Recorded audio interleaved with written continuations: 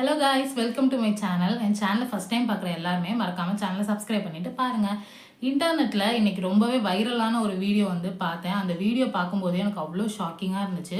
ஒன்றுமே இல்லை, ஒரு ஸ்கூலில் ஸ்டூடெண்ட்ஸ்லாம் என்ன லஞ்ச் கொண்டு வந்திருக்காங்கன்னு சொல்லிட்டு அந்த ஸ்கூல் ஸ்டூடெண்ட்ஸோட டீச்சர் பார்க்குறாங்க.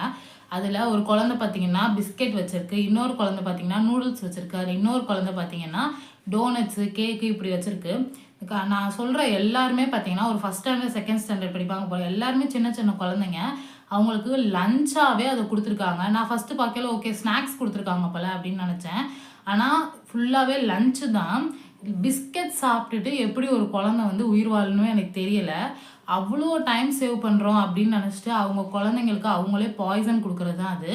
வீடியோ பார்க்குற நீங்கள் யாரும் தயவு செஞ்சு இந்த ஒரு தப்பை பண்ணவே செய்யாதீங்க. ஏன்னா நம்ம பேரண்ட்ஸ்லாம் நமக்கு அப்போவே 8 மணி ஸ்கூலுக்கு போகணும்னா 4 மணிக்கெலாம் எழுந்திரிச்சு நிறையா செஞ்சு தருவாங்க. அவ்வளோலாம் செய்ய வேணாம். ஜஸ்ட் ஒரு ஃப்ரூட் அது வெட்டி போட்டு கொடுக்கலாம். அந்த டீச்சர் அதை வெளியிட்டோன்னே அதுக்கு அவ்வளோவுமே கமெண்ட்ஸில் பார்த்தீங்கன்னா பேரண்ட்ஸ்லாம் வேலைக்கு போவாங்க, நீங்களாம் செஞ்சு கொடுப்பீங்க, பேரண்ட்ஸ்லாம் ரொம்ப பிஸியாக இருக்காங்க. கண்டிப்பாக இப்போ இருக்கிற சுச்சுவேஷன் எல்லாருமே பிஸி தான். ஆனால் ஒரு ஆப்பிள் கட் பண்ணி போடுறதுக்கு எவ்வளோ நேரம் ஆக போகுது.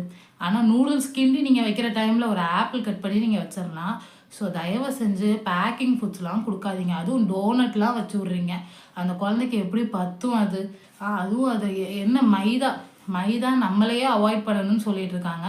குழந்தைங்களுக்கு எப்படி அதெல்லாம் செட் ஆகும்? ஸோ தயவு செஞ்சு வீடியோ பார்க்குற யாருமே உங்கள் குழந்தைங்களுக்கு இந்த மாதிரியான ஃபுட்ஸை லஞ்சாவோ இல்லை எதுவாகவோ கொடுக்காதீங்க. எதுவுமே இங்கே ஃபுட்டு கிடையாது, எல்லாமே பாய்சன். ஸோ ப்ளீஸ் ரொம்ப அவேராக இருங்க.